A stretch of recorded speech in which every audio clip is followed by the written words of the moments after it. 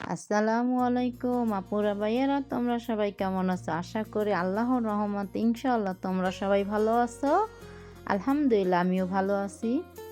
খুব সুন্দর একটি ফুল গাছ। উম, আজকে দোকানে গিয়েছিলাম ফুল গাছ কিনতে।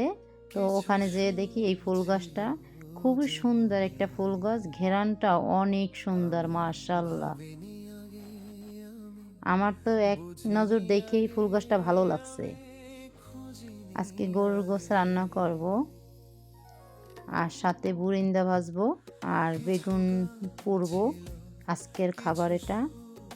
আশা করি ইনশাল্লাহ আমার ভিডিও তোমাদের কাছে ভালো লাগবে। কখনো যদি দেখেন আপনি কারো উপকার করেছেন আর বিনিময়ে আপনি কষ্ট পেয়েছেন, মন খারাপ করবেন না। আজ আপনি যার উপকার করেছেন সে হয়তো আপনাকে কষ্ট দিয়েছে, কিন্তু মনে রাখবেন আল্লাহ তো দেখেছে যে আপনি তার উপকার করেছেন।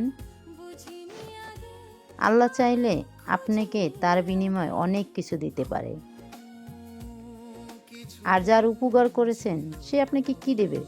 20টা টাকা দিবে, 100 টাকা দিবে, না হয় একটা ধন্যবাদ বলবে। এই তো, এর বেশি কিছু দিতে পারবে না। আর আল্লাহ চাইলে আল্লাহ অনেক কিছু দিতে পারে।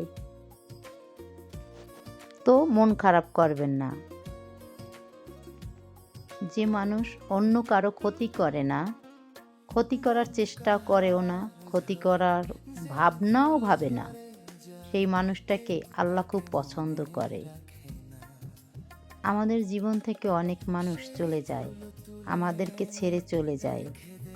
মন খারাপ করবেন না। হয়তো আল্লাহ আমাদের জন্য ভালো কিছু রেখেছে। যে মানুষগুলো আমাদের জীবন থেকে চলে গিয়েছে, হয়তো ওই মানুষগুলো আমাদের জীবনের একটা অভিশাপ ছিল। আল্লাহ আমাদেরকে ভালোবাসে, তাই হয়তো আল্লাহ ওই মানুষগুলোকে আমাদের জীবন থেকে দূরে সরিয়ে নিয়েছে, যাতে করে আমরা পরবর্তীতে ভালো থাকতে পারি। কারণ আল্লাহ জানে সব কিছু, আমার মনের কথা, আপনার মনের কথা আল্লাহ সব কিছু জানে। হয়তো আল্লাহ জানে ওই মানুষগুলো আমাদের জীবনে থাকলে আমাদের অনেক ক্ষতি হতো, আমাদের অনেক জীবনের ক্ষতি ওই মানুষটা করত। এই জন্যই হয়তো আল্লাহ ওই মানুষটাকে আমাদের জীবন থেকে দূরে সরিয়ে দিয়েছে। কারণ আল্লাহ চায় আমরা ভালো থাকি, আল্লাহ যে আমাদেরকে ভালোবাসে। তুমি ধৈর্য ধরো। আল্লাহ যদি তোমার জীবন থেকে কিছু কেড়ে নেয়, তার থেকে ভালো কিছু আল্লাহ তোমাকে দেওয়ার জন্যই তোমার জীবন থেকে ওই জিনিসটা কেড়ে নিয়েছে। আমাদের আল্লাহ তো আমাদেরকে সৃষ্টি করেছে, সে তো আমাদেরকে অনেক ভালোবাসে। আল্লাহ জানে কোনটা দিলে আমাদের ভালো হবে, কোনটা দিলে আমাদের ক্ষতি হবে। মন খারাপ করো না তুমি। আজ আল্লাহ যেই জিনিসটা তোমার থেকে কেড়ে নিয়েছে, ইনশাআল্লাহ আগামী দিনে এর থেকে ভালো কিছু তোমার জন্য আল্লাহ রেখেছে, তোমাকে দিবে। সব আঘাতের ক্ষমা হয় না। কিছু আঘাত তো শরীরে লাগে না, মনে লাগে, অন্তরে লাগে। সব আঘাত তো ক্ষমা করে দেওয়া যায় না। কিছু আঘাত আছে সারা জীবন আমাদের মনে থাকে, অন্তরে থাকে। যখন যে মানুষটা আমাদেরকে আঘাত দিয়েছে, আমাদেরকে কষ্ট দিয়েছে, ঠিক ওই আঘাতের কথা, কষ্টের কথা যখন মনে আসে, তখন আমাদের একটা দম বন্ধ হওয়ার মতন একটা নিঃশ্বাস আসে। ওই নিঃশ্বাসটাই আল্লাহর কাছে যে কখন কবুল হয়ে যাবে সেটা আপনি নিজেও বুঝবেন না। কারণ সব অভিশাপ মুখে দেওয়া লাগে না, কিছু অভিশাপ মানুষের নিঃশ্বাসেও থাকে। কিছু আঘাত আছে যেগুলো রক্ত ঝরায় না, যে আঘাত পেলে শরীর থেকে রক্ত বের হয় না। কিছু আঘাত আছে পেলে, ওই আঘাতগুলো পেলে আমাদের যে এই মানুষটাকে আমরা বিশ্বাস করতাম, ওই বিশ্বাসটা ভেঙে যায়। আর বিশ্বাস যদি একবার ভেঙে যায়, দ্বিতীয়বার আর তাকে বিশ্বাস করা যায় না। আমাদের লাইফে কিছু মানুষ আছে আমাদেরকে ভালোবাসতো, আমাদেরকে কথায় কথায় বলতো আমি তোমাকে ভালোবাসি। তোমার আমার জীবন থেকে যদি হারিয়ে যাও আমি বাঁচবো না, আমি মরে যাব। আমরা ওই কথাগুলো বিশ্বাস করতাম। আজ হয়তো ওই মানুষগুলো আমাদের জীবনে নেই, আমাদের জীবন থেকে অনেক দূরে চলে গেছে, অনেক দূরে হারিয়ে গেছে, কিন্তু ওই মানুষগুলো কিন্তু আজও বেঁচে আছে, মরে যায়নি। তার মানে সে যে বলেছিল আমরা যদি তার জীবনে না থাকি, জীবন থেকে হারিয়ে যাই, সে বাঁচবে না, মরে যাবে, ওগুলো সবই ছিল তার মিথ্যে নাটক। কিছু বেঈমান আছে, কিছু প্রতারক আছে যারা কথা দিয়ে কথা রাখে না।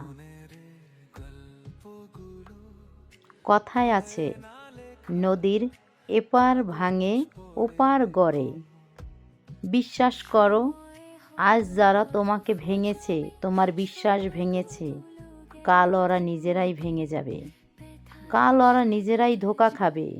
আজ যেই মানুষটা তোমাকে ধোঁকা দিয়েছে, কাল দেখবে অন্য একটা মানুষ ওর জীবনে এসে ওকে ওর জীবনটা শেষ করে দিবে।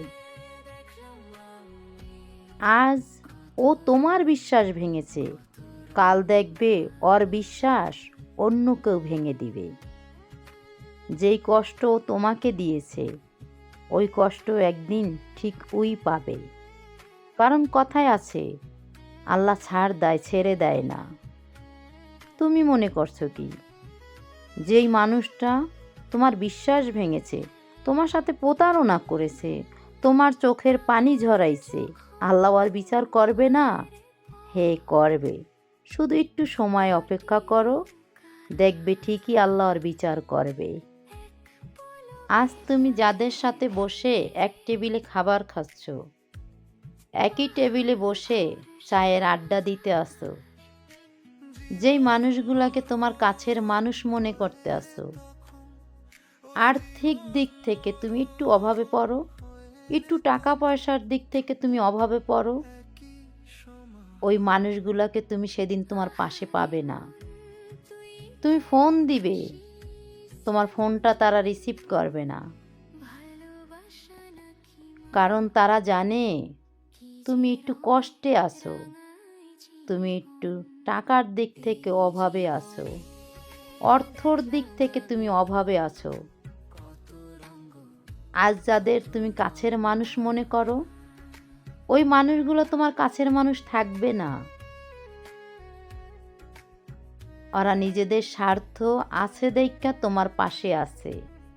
যেদিন ওদের স্বার্থ আর তোমার কাছে থাকবে না, স্বার্থ ফুরিয়ে যাবে, ঠিক সেদিন তোমার কাছ থেকে ওরা দূরে সরে যাবে।